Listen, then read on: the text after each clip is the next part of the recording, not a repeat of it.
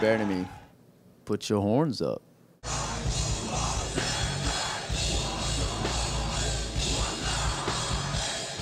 Inside the Best Buy Theater in New York City, last show of the tour. I'm here with Tommy from Between the Bear and Me, brother. Why don't you take us a little bit into what just happened through the last month or so? It's a blur. It was a long tour. I don't know. We've been on tour for, I guess, 6 weeks now with Animals as Leaders and TesseracT, and I don't know. It's been very comfortable, I guess is the word, which is good. That's kind of what we go for. And Successful tour? Oh, very, very much so. Yeah, and it's a great lineup. And that's always important for us when we do a headliner. And, you know, we wanted to keep it only 3 bands, just so kids get to have 3 quality bands that play long sets rather than 6 or 7 mediocre bands playing 20-minute sets. So that was kind of the idea behind the tour, and it went really well. We're very happy with how it turned out. If you have to pinpoint a couple shows or towns that were just insane. I'm trying to think.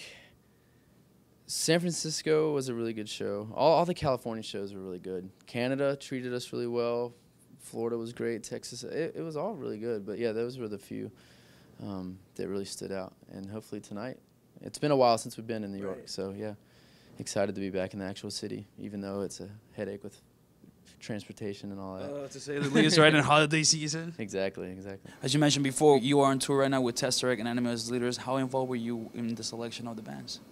When we do a headliner, you know, we basically just have a list of bands that we're interested in touring with. You know, we want to always be with bands that kind of represent us as well, because we want the fans to have a good show, not just our show. And you know, they were Animals we've toured with before. We actually just did Europe with them, and so it was kind of good to get back on the road with them. And TesseracT are an up-and-coming young band from the UK, and you know, they're a great band, great dudes. You know, we're very happy both bands joined us.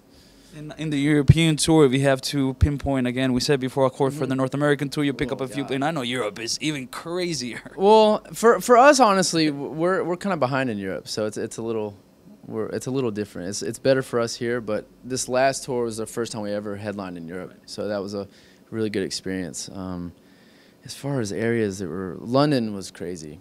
It was, you know, that's always kind of a big spot for bands. And that was one of the better shows. But yeah, the whole experience was great. Animals did really well, you know, and we got to pretty much live with them for a month. You know, we shared a bus, so it was cool. We've known them for years, so that worked out. Any tour stories since you're mentioning your boys?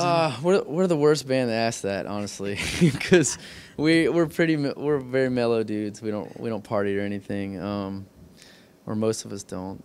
I don't know. Were any challenges you faced? I mean, obviously on the road you always, but something in particular that made you cross the band? Last night, our tour manager and stage tech got in a fist fight with a guy, so that was kind of crazy. I don't know exactly what happened. I was asleep at like 12:30, but but yeah, I guess somebody tried to come on our bus and it turned into blows. You know, just little things here and there. Canada last year, our bus driver got in a fight with a bum. You know, so I guess a bomb? Yeah, I guess it's just fights. Luckily, I haven't been in any, so. Nah, you seem like a pretty peaceful dude. Yeah. And tell me, you had a pretty amazing, successful year. And what's in store for 2012? Because I know you guys, you're relatively a new band, and you've done already such good work, and you're building your ground. So what's coming up for next year? We're gonna after this tour, we're gonna take off for the holidays, and then January we're gonna start working on a new record. And we're going to take a good while doing that, staying off the road, and hopefully get in the studio later next year and get a new record out and start touring sometime later next year. Do you have a producer, engineer, studio where you're going to work at? We're still kind of talking about it right now.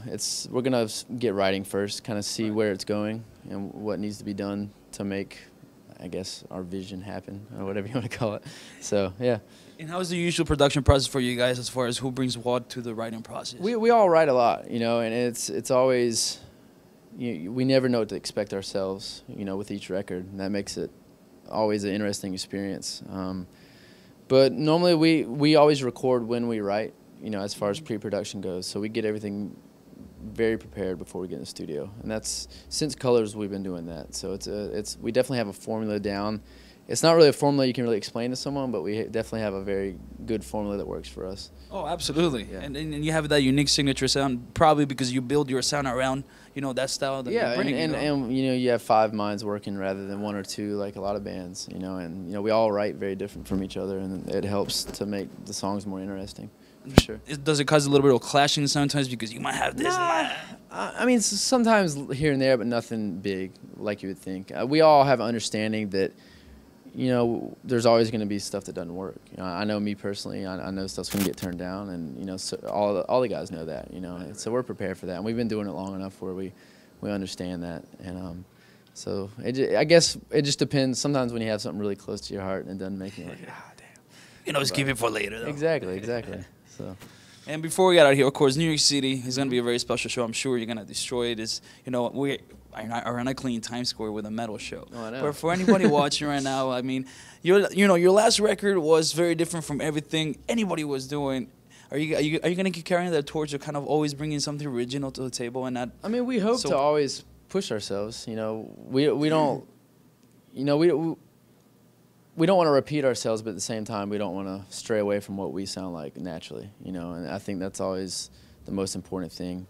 But since day one, it's always been, you know, a goal of ours to try new things and, you know, not be the average cookie cutter metal band, you know, as far as everything from layouts to music to lyrics, you know, we just want to do our own thing, and, you know, it makes it fun. So hopefully the new record, who knows what it'll sound like? Right. It might sound like Whitney Houston. Who knows? You don't even know yet. So, but yeah, we're excited to get working on it and see what happens. I got to commend you guys because you guys definitely took a risk when you said, you know, let's do 6 songs because that's what we have. There are, you know, it does average to, you know, it's an hour of music. But most people, you know, the new Machine Hit just came out, is 7 songs. I was talking to Jim Florentine recently for that metal show, and he's the one that brought it up. He's like, why does everybody think that you have to do 10 songs and it's got to be this amount of time when you really don't? I don't know. I think the thing for us is you naturally feel when the record's finished, regardless of, I mean, even with this last EP, we originally only had 2 songs, and as far as time, it was long enough, but it didn't feel done. You know,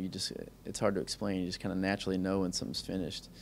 And I think that's the most important thing, rather than how many songs or how long it is, I think, because you don't want to force anything. I think when you start forcing things, it sounds forced.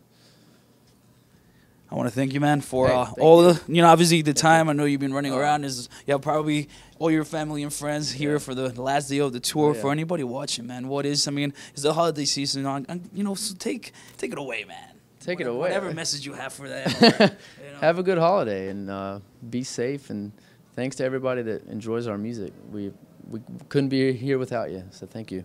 All right.